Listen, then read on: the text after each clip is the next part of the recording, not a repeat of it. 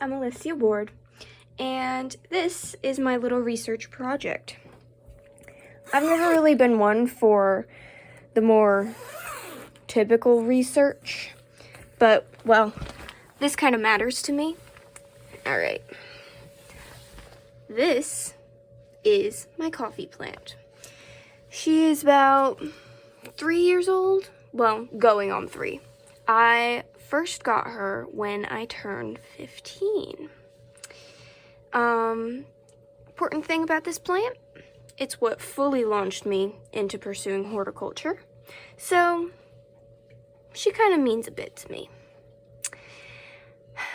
What I am currently looking at when it comes to this plant is, well, you can see here, the leaves are browning, they're becoming yellowed and falling off, which is typically not very good, especially in an indoor plant where it doesn't really get affected by things like seasons. So, about maybe 6 months ago, I discovered that this poor little thing had mealybugs all over it. I was horrified. Currently, doesn't look like there are any. Fingers crossed that it stays that way.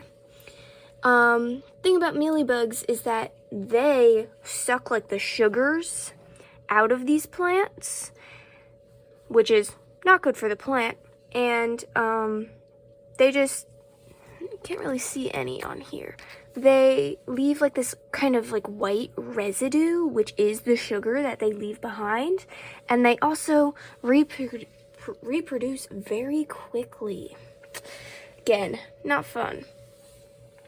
So, what I'm trying to find here is why these leaves keep dropping. Current hypothesis, it's probably just because it's winter. Probably going through its like seasonal cycle, so to speak. But if this continues, and hopefully it won't, I'll have to keep trying to keep this plant alive. The mealybugs, as I mentioned before, suck out the sugars, and they're really attracted to what I've found, tropical plants, which is great for them. It's not very great for me. I've also noticed that they kind of go for anything they can get their hands on, and you'll see here, this is saffron. Most expensive spice in the world, saffron. And you see how these little tips have been cut off? That is because they were covered in mealybugs, and I don't want bugs in my room. Not the ideal. As I was saying, mealybugs kind of go for whatever they can get their hands on, but they really like the plants that have lots of sugars, which is typically my more tropical plants, because that's just something I'm very interested in. And what I've noticed is not only tropical plants, but again, anything they can get their hands on. They seem to really like this plant, referred to as a wandering Jew or wandering dude.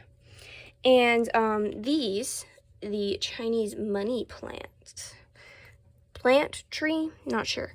You can kind of see one right there, which is lovely. And what I've figured out as to how to get rid of these is to use neem oil. Seems to deter them quite a bit. Or just leave them outside, the plants, I mean. Which in this weather, where it's snowing a lot, is kind of a last resort. Yeah. I don't really have much else to say beyond that. They don't seem to really be going for this guy, which is an avocado, or for anything else, but that just might be because there are so few of them now, which is a good problem for me, not good for them. Anyway, that's about it for this current thing. This is another wandering dude. And this is a mangosteen. They also like this guy a lot.